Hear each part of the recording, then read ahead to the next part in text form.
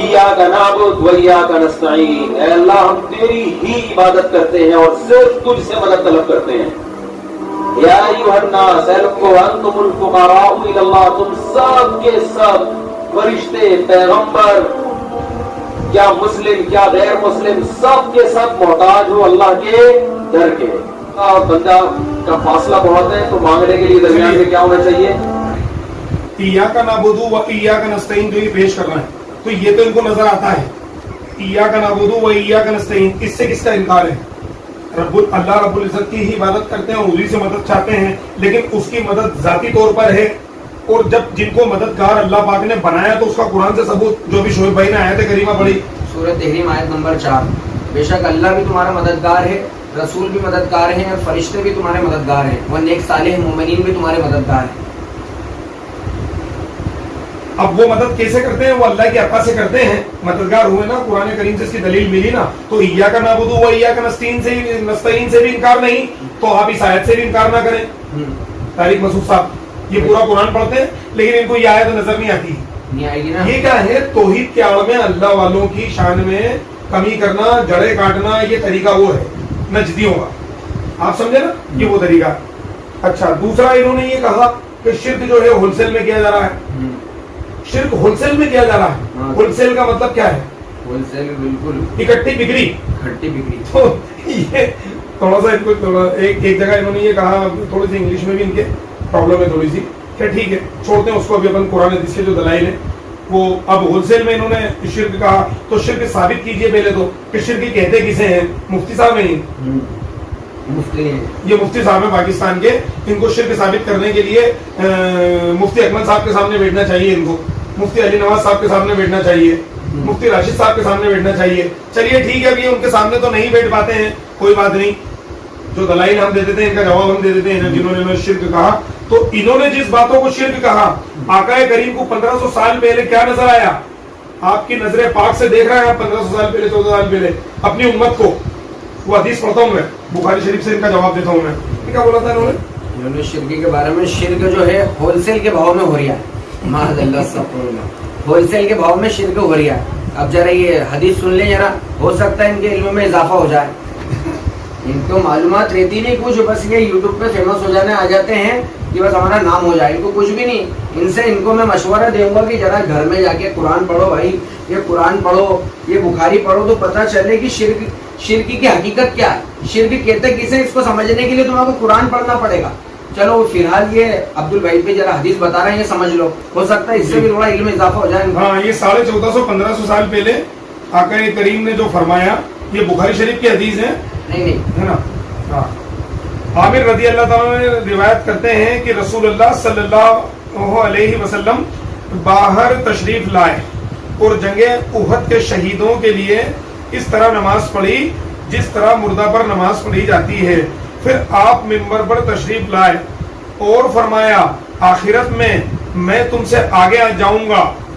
یہ 1400-1450 سال پہلے آقا علیہ السلام بتا رہے ہیں آخرت میں تم سے آگے جاؤں گا اور میں تم پر گواہ ہوں گا. یہ ہے حضور نبی کریم صلی اللہ علیہ وسلم کا علم غیب. حضور علیہ السلام فرما رہا ہے میں تم پر گواہ ہوں گا.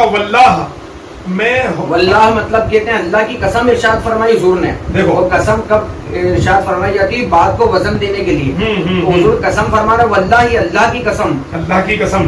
اور میں اپنے حوض کو اس وقت بھی دیکھ رہا ہوں. سبحان اللہ، سبحان اللہ. یہ آقا کریم کا علم غیب اور آقا کریم کی نظر پاک کے 1500 سال پہلے واقعہ بتا رہے ہیں. اور حوض کوثر کہاں پر ہے یہ اللہ اور اس کا رسول جانے. حوض کوثر کے بارے میں علماء کرام یہ فرماتے ہیں حوض کوثر مطلب 7 آسمان کے باہر. سبحان اللہ، 7 آسمان کے باہر علماء کرام نے بیان کیا ہے. اور ایک آسمان کی موٹائی جو سفر کیا جائے تو 500 سال لگ جائیں گے. 500 سال کا سفر ہے، مطلب 3500 سال کا سفر ہے جب جا کے حوض کوثر تک پہنچنا ہے. یہ حضور علیہ السلام ہی کی شان ہے. یہ حضور کی شان ہے اور سرکار دو عالم صلی اللہ علیہ وسلم کا علم غیب اور آپ کی نظر کرم اور آپ کی نظر پاک کہاں تک جا سکتی ہے. یہ دیکھیے آپ، یہ حدیث بتا رہا ہوں میں، ہوا میں تیر نہیں چلا رہا ہوں. یہ بہت حوالے مانگتے ہیں. یہ جو رانی پورہ کے اندر بہت سارے لوگ گھوم رہے ہیں یہاں پر، آتا جاتا کچھ نہیں ہے ان کو اور نہ مناظرے کے اندر بیٹھتے ہیں. اب جب نہیں بیٹھتے ہیں تو ہمارے کو اتنے بڑے علماؤں کو رد کرنا پڑتا ہے. اور انہوں نے ان کی پوری ویڈیو میں ایک کتاب کا حوالہ نہیں دیا، یہ کچھ نہیں دیا. اور میں سارے حوالے بتا رہا ہوں. طالب علم ایک طالب علم, میں آپ کو بتا رہا ہوں اہل سنت و جماعت کا ادنا فرد, سب سے ادنا, سب سے چھوٹا طالب علم میں بتا رہا ہوں آپ کو. اور یہ کن کے گھر کی کتاب ہے؟ یہ غیر مقلد حدیث کے گھر سے چھپی ہے. لے سن لو, یہ پڑھتے ہیں, لیکن اب وہی پھر وہی والی بات ہے کہ قرآن حلق کے نیچے نہیں جائے گا. جب دلائل پیش کرو تو سامنے جاتے ہیں پٹری سے, جو صحیح ٹریک پہ آنا آتے نہیں ہے. اب یہ کیوں نہیں آتے ہیں آپ دیکھیے, حدیث کس سے پڑھ رہا ہوں. رسول اللہ صلی اللہ علیہ وسلم باہر تشریف لائے اور جنگ احد کے شہیدوں کے لیے اس طرح نماز پڑھی جس طرح مردہ پر نماز پڑھی جاتی ہے. پھر آپ ممبر پر تشریف لائے اور فرمایا آخرت میں تم سے آگے جاؤں گا اور میں تم پر گواہ ہوں گا. واللہ میں اپنے حوض کو اس وقت بھی دیکھ رہا ہوں اور مجھے زمین کے خزانوں کی چابیاں دی گئی ہیں. یا فرمایا کہ زمین کی چابیاں دی گئی ہیں, اور اللہ کی قسم میں تمہارے بارے میں اس سے نہیں ڈرتا کہ تم میرے بعد شرک کرو گے, بلکہ مجھے تمہارے بارے میں یہ ڈر ہے کہ تم دنیا کے لیے ایک دوسرے سے آگے بڑھنے کی کوشش کرنے لگو گے.